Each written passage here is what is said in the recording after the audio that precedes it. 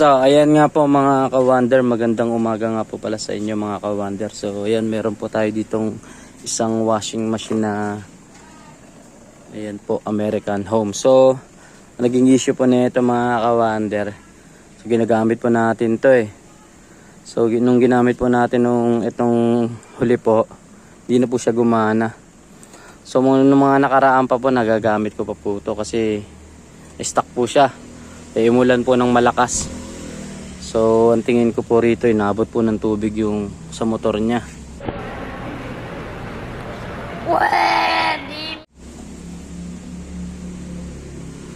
So yan, so dun po kasi nakalagay yan. Yan dyan.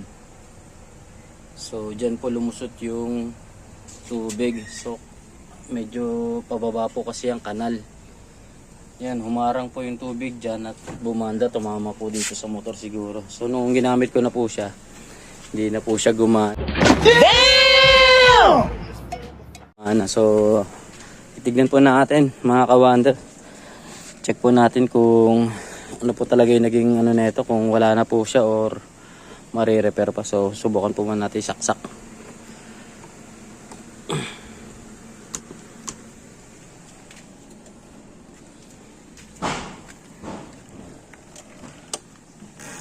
Yan. So, tihid po muna tayo ng ano, lahati. Yan, so, yan nga po, wala.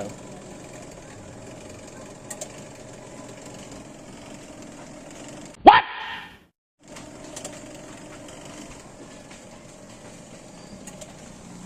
So, susubukan po natin i-check sa mga tester, mga ka-wonder. Nice. So, yan. A few moments later. Yan, so yan mga ka-wonder, meron tayo dito mga tools. Dalawang tester, isang digital, isang ano po, analog. So yan, so ganito lang po yung pag-check ng isang washing na yan, ganito po yung naging issue.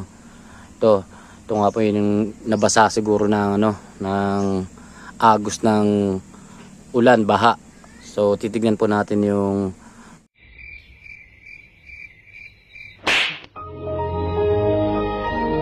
mga wires niya dun sa motor. So ganyan lang po.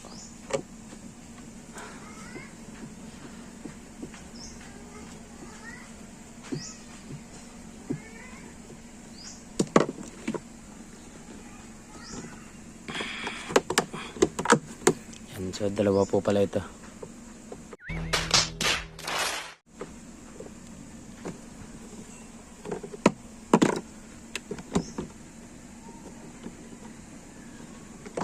Yan, so tanggal na po mga ka-wonder. Yan, nga po. Lambot naman po siya kasi nagagamit nga po natin ito. Yan. Yan, medyo basa nga po yung dito sa ilalim niya. Yan, ayun po yung capacitor.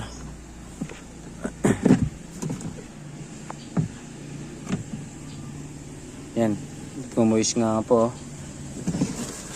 Ako na po i-check natin dito mga ka-wonder yung itong tatlong wires dito sa motor. Tanggalin lang po natin to. Yan, ito pong tatlo na yan mga ka-wonder. Yan, lumabas na. Yan, yung black po, yan po yung sa ano. Yan yung common. Itong dalawa, yan yung sa capacitor. So subukan na po natin i-check. A few moments later. So yun na nga po mga ka-wonder, ito na nga po, lumabas na nga po yung mga wires nya. Ayan, ito pong black na to. Yan, ayan po yung nakakonect sa, ano, sa plug. Ayan po. Yung dalawa na yan. Ayan, yung white. Yan yung nakakonect dun sa, ano, sa taas, sa timer. Itong isa dyan sa, ayan, sa baba. Sa plug po, ayan. So ito pong dalawa, yan po yung sa capacitor. So kukuhaan lang po natin ng mga palo yung tatlo na yan. So titignan po natin kung magkakaparehas pa po yung palo nya. Kapag hindi na po pumalo miski isa dyan, so wala na po. Wow naman! Wow! Wow! Puta. So balatan ko na po. 1 hour later. Yan, so ito nga po mga ka-wonder. Ayan, nabalatan na nga po natin. Oh. Yan. Ayan po, tatlo na yan. Oh. Nice. So yung unahin po muna natin mga ka-wonder dun sa plug. So ilagay lang po natin yung tester dyan. Kahit sa times 1 lang po.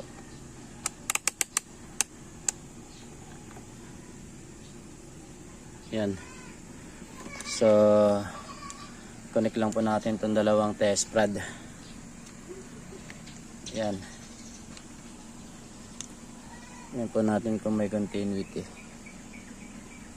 So yan po, ang hirap po magkuha ng camera pag mag-isa lang. Yan o. So yan po. So gumagana po yung tester natin So yun, kukuhaan lang po natin ng ito, continuity, yung plug po. So ilagay lang po natin yung isa rito. Yan mga ka-wonder.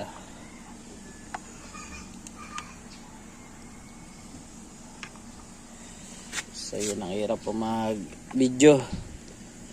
Yan, ilagay lang po natin yung isa rito. Sanapin po natin dito sa yan, sa black or white. Tignan po natin kung papalo. Yan.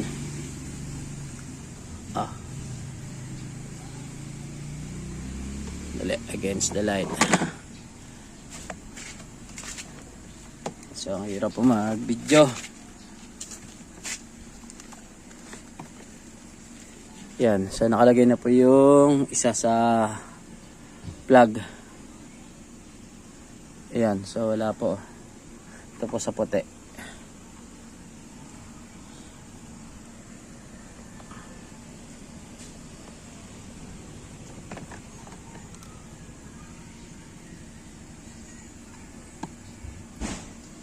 Yan, so ayan na nga, nakalagay na nga mga ka-wonder.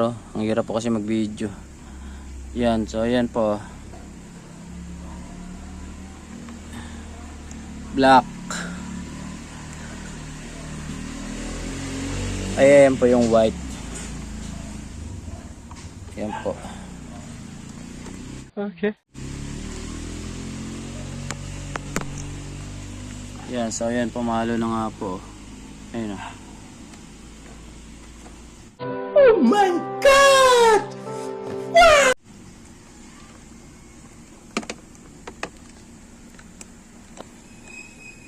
Yan, so okay na mga ka-wonder. So okay naman po yung dun sa plug.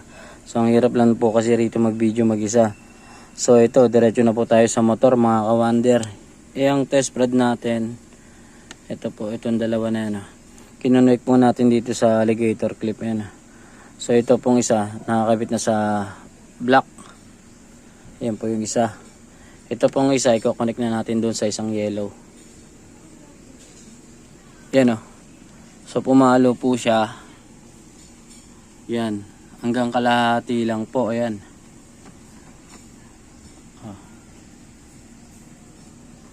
Yung yellow po na may buhol. Yan. So testing po natin dito sa isang yellow.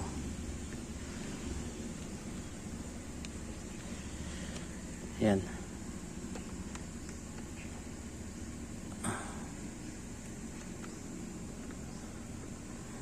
Yan, parehas lang din po. So hindi po sila umabot dun sa mga ka-wonder. Kasi dapat po ang palo nito hataw po talaga. So kalahati lang po ang palo nila. Yan, sana ganun po ang palo niyan parehas.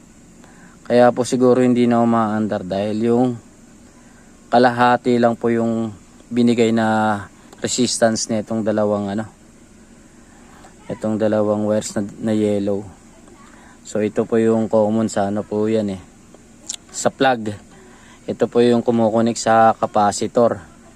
So pagka ganyan pong senyales, yung dalawang yellow po puro kalahati lang yung binibigay na palo.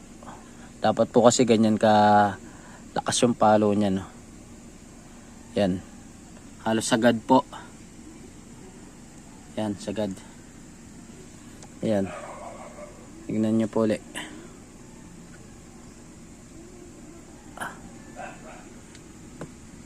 Yan. Yan, kalahati lang po.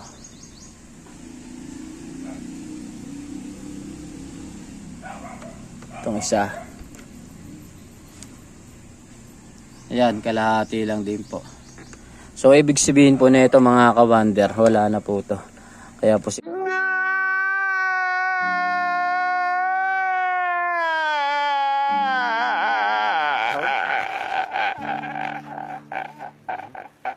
siguro hindi na po siya umandar dahil yung kalahati na lang po yung binibigay niyang palo.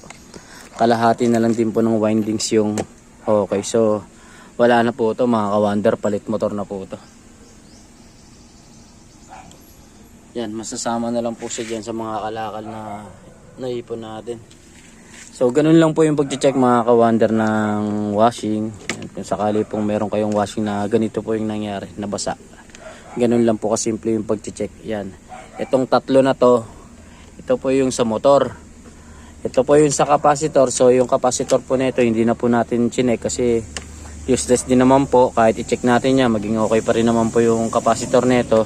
Dito pa lang po sa motor wala na, pero yung plug naman po niya okay naman po kanina yung pagkuha natin ng continuity. So wala na po to mga ka-wonder, move on na po tayo dito. Salamat po sa panonood.